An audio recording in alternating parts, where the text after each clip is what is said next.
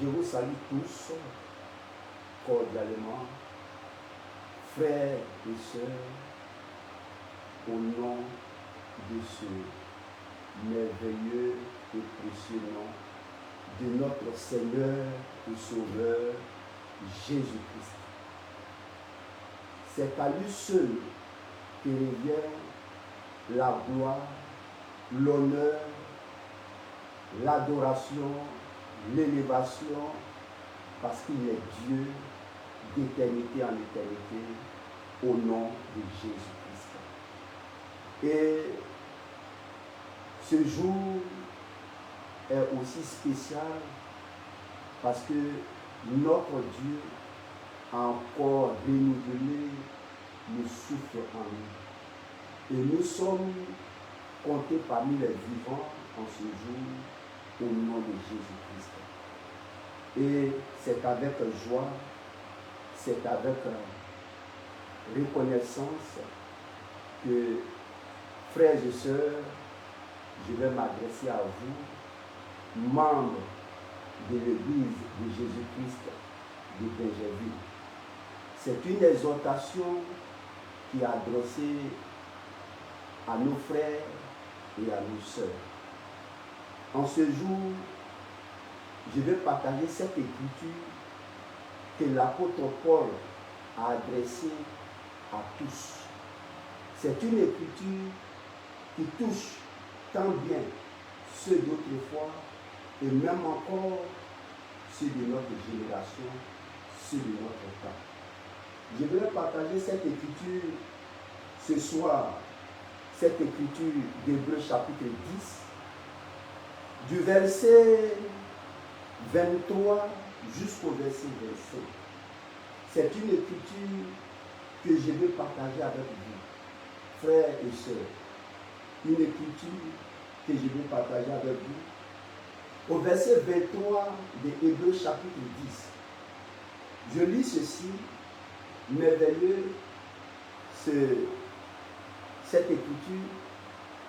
Retenons fermement la profession de notre espérance, car celui qui a fait la promesse est fidèle. Ça, c'est le verset 23. Au verset 24, veillons les uns sur les autres pour nous exciter à l'amour et aux bonnes œuvres. Au verset 25, n'abandonnons pas notre assemblée comme c'est la coutume de quelques-uns, mais exhortons-nous réciproquement, et cela d'autant plus que vous voyez s'approcher le jour. C'est une écriture merveilleuse, conduite par le Saint-Esprit, cette déclaration. Et ça réjouit le cœur de tout élu de Dieu d'entendre ces paroles. Et quand nous revenons au verset 25, l'apôtre Paul nous dit quelque chose qui nous touche encore le cœur. Il nous dit ceci: mais exhortons-nous réciproquement, et cela d'autant plus que vous voyez s'approcher le jour. Ici, nous comprenons qu'il est question du retour de notre Seigneur et Sauveur Jésus-Christ. Notre Seigneur, lorsqu'il était sur terre dans un corps de chair, il a dit lui-même ces paroles en Jean chapitre 14, du verset 1 jusqu'au verset 3, que je vais lire pour rappeler à nos frères et sœurs la parole de promesse de notre Seigneur et Sauveur Jésus-Christ. En Jean chapitre 14. En Jean chapitre 14, le verset 1, il dit ceci: que votre cœur ne se trouble point. Croyez en Dieu et croyez en moi. Il y a plusieurs demeures dans la maison de mon Père. Si cela n'était pas, je vous l'aurais dit. Je vais vous préparer une place. Et lorsque je m'en serai allé et que je vous aurai préparé une place, je reviendrai et je vous prendrai avec moi, afin que là où je suis, vous y soyez aussi. Notre Seigneur Jésus-Christ, dans les jours de sa chair, a prononcé de telles paroles. Ce sont des paroles de promesse en ce qui concerne sa seconde venue ou son retour. En rapport avec son retour, en rapport avec la seconde venue qu'il nous a dite, nous devons aujourd'hui nous exhorter, nous encourager réciproquement les uns les autres. Puisque nous voyons le jour de sa venue s'approcher. Le jour de la seconde venue, bien vrai que nous ne connaissons ni l'heure ni le jour, mais lors de sa première venue, dans les déclarations de notre Seigneur, il nous a montré des signes qui annoncent cette seconde venue. Et il disait dans Luc chapitre 21, du verset 8 jusqu'au verset 11 et du verset 28, il disait, lorsque ces choses commenceront à arriver, alors levez la tête et redressez-vous, car votre délivrance approche.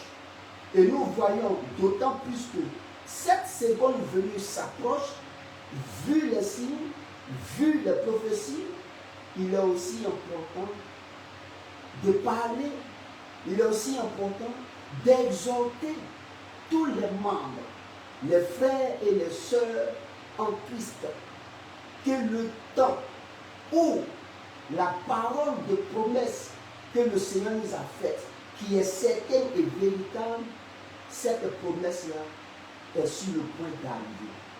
Vu les prophéties, vu les écritures qui s'accomplissent dans le monde politique, et même encore les catastrophes naturelles, il est aussi important, frères et sœurs, de vous rappeler ceci.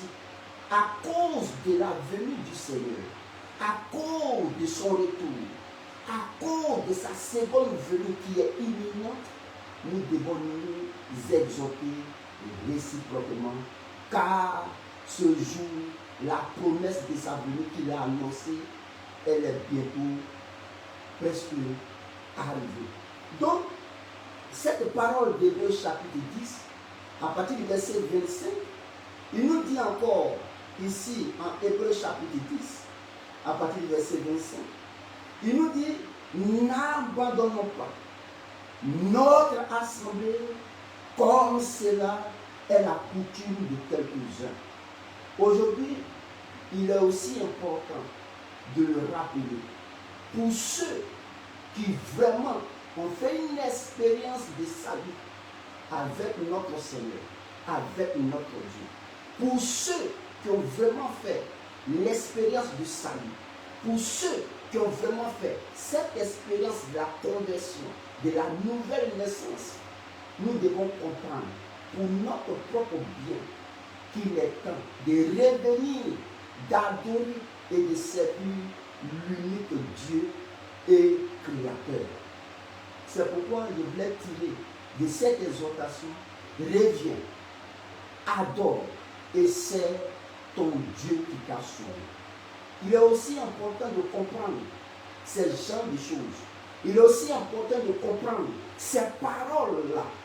Si nous avons vraiment fait l'expérience du salut, si nous avons fait une réelle conversion, si nous avons fait une réelle nouvelle naissance, et que nous avons compris le message, et que nous avons compris les promesses que le Seigneur nous a faites, il est vraiment évident pour tout élu de Dieu de revenir, d'adorer et de servir son Dieu qui l'a sauvé.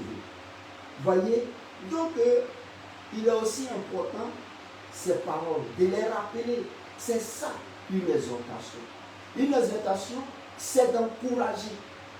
Encourager les frères, encourager les sœurs et les ramener aux Écritures pour qu'ils comprennent les promesses que le Seigneur nous a faites, pour qu'ils comprennent par rapport aux prophéties du temps de la fin, que la venue du Seigneur qu'il avait promis est vraiment sur le point d'arriver.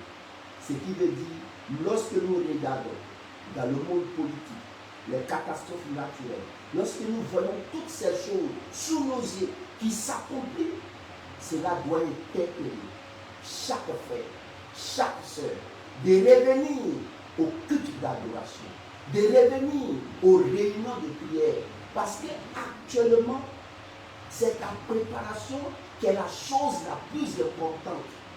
Personne ne peut aller au ciel, personne ne peut aller au retour du Seigneur sans qu'il ne soit préparé.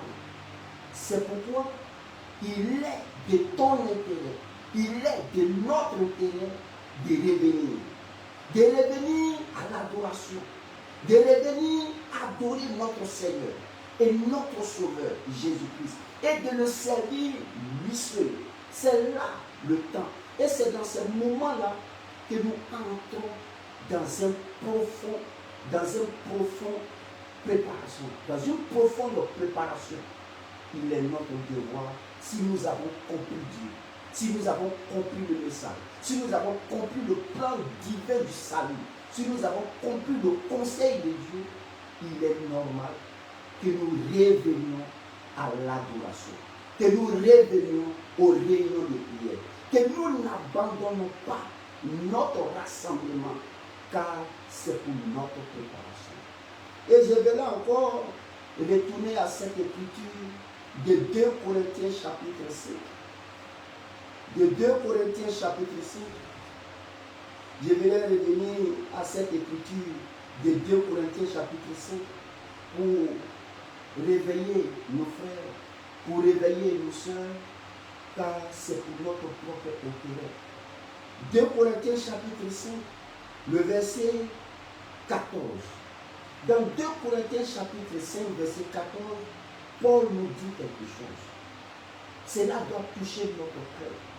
Cela doit nous amener à comprendre, à nous réveiller. Il faudrait qu'un réveil soit suscité en nous. L'apôtre Paul dit ceci, au verset 14 de 2 Corinthiens 5, il dit ici, car l'amour de Dieu nous presse, parce que nous estimons que si un seul est mort pour nous, tous sont donc morts. Voyez? Si un seul est mort pour nous, ainsi tous sont donc morts. Mais comment sommes-nous morts avec Christ? Comment sommes-nous morts avec notre Seigneur? Là est la chose la plus importante. Mais que disaient les Écritures au sujet de notre Seigneur Jésus? Il avait été prédit, annoncé que le Seigneur viendrait lui-même et nous accordera le salut. C'est ce qui est écrit dans Ésaïe chapitre 37, du verset 4. Il disait, voici votre Dieu, la vengeance viendra, la rétribution de Dieu. Il viendra lui-même et vous sauvera. Est-ce que cela n'a-t-il pas été accompli? Paul nous dit, si un seul est mort, ainsi tous sont donc morts. Le seul qui est mort, c'est Dieu dans la chair, notre Seigneur Jésus-Christ, qui a donné sa vie pour toi et moi, pour le rachat de nos âmes. C'est ainsi que, à la première venue du Seigneur Jésus-Christ, cette parole de l'apôtre Paul s'est accomplie en disant que si un seul est mort, le seul qui est mort, c'est le Seigneur Jésus-Christ. Et tous sont donc morts. Nous aussi, nous sommes aussi morts avec le Seigneur. En nous allant dans les eaux du baptême, en s'identifiant en sa mort, en son ensevelissement et à sa résurrection, afin que nous marchions en nouveauté de vie. Mais nous avons fait ces expériences. Et si nous avons réellement fait ces expériences, cela implique que nous aussi, comme Christ est mort, nous sommes aussi morts avec lui. On revient au verset 15. Et il nous dit ceci. Et qu'il est mort pour tous, afin que ceux qui vivent ne vivent plus pour eux-mêmes, mais pour celui qui est mort et ressuscité pour eux. Voyez, Voilà la chose la plus importante aujourd'hui. Pour nous qui avons compris le message du salut, pour nous qui avons compris le plan divin du salut, pour nous qui avons compris son conseil, pour nous qui avons compris ces choses, et qui en nous demeure l'amour de Dieu, mais en nous aujourd'hui, un réveil va être suscité. Nous devons revenir à l'adoration. Nous devons revenir aux réunions de prière pour nous préparer. C'est la chose aujourd'hui la plus importante pour nous. Notre préparation est la chose la plus importante. C'est pourquoi nous devons montrer aux frères et aux sœurs de revenir, d'adorer et de servir notre seul Dieu unique et sauveur, lui qui est le Créateur, dont le nom est Jésus-Christ. Voyez? Donc il dit ici, et qu'il est mort pour tous, afin que tous ceux qui vivent ne vivent plus pour eux-mêmes, mais pour celui qui est mort et ressuscité pour eux. C'est le Seigneur qui est mort pour nous. C'est le Seigneur qui est mort pour toi. C'est le Seigneur qui est mort pour elle. C'est le Seigneur qui est mort pour son Église, qui a racheté son Église. Et Paul même s'est écrié, vous avez été rachetés à grand prix. Il nous a délivrés. Il a fait de nous un peuple qui lui appartient. Alors, il est de notre devoir. Pour celui qui vraiment, dans ce temps, comprend Dieu, comprend sa parole, comprend son plan du salut, comprend ce qui est le plus important, c'est de revenir à l'adoration.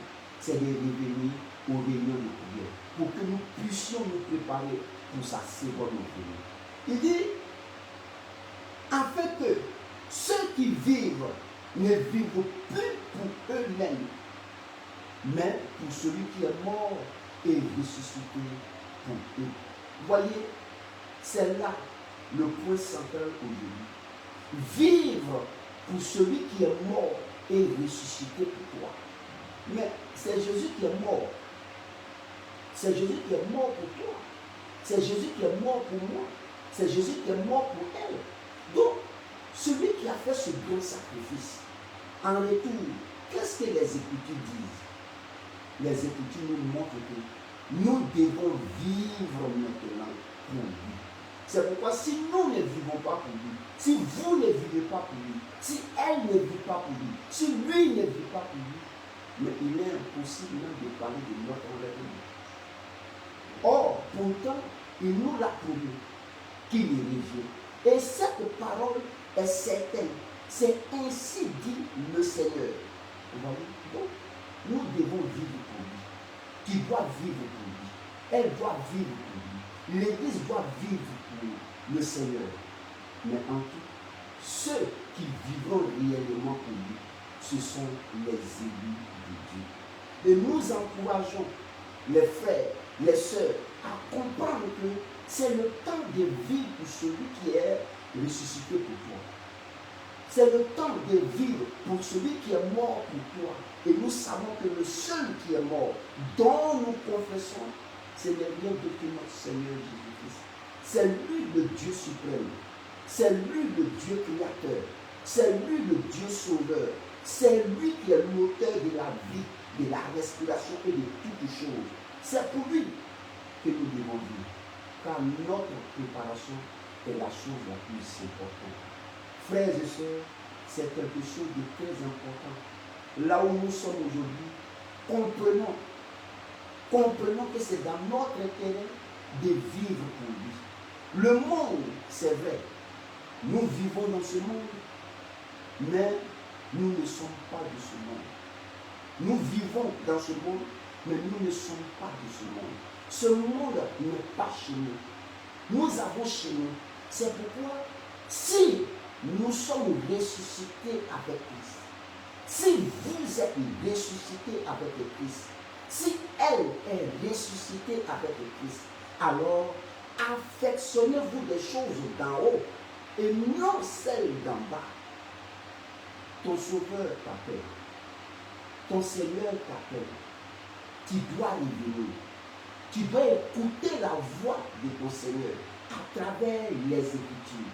et revenir adorer ton Seigneur, revenir servir ton Seigneur, il est très important que la gloire lui revienne, que l'honneur lui revienne, que l'élévation lui revienne. À lui soit toutes choses au nom de Jésus-Christ.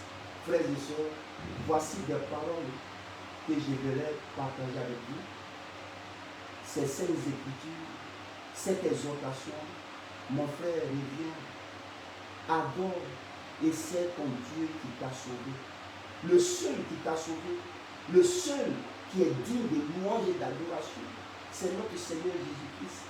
Il est le seul, il est l'unique, il est le Créateur.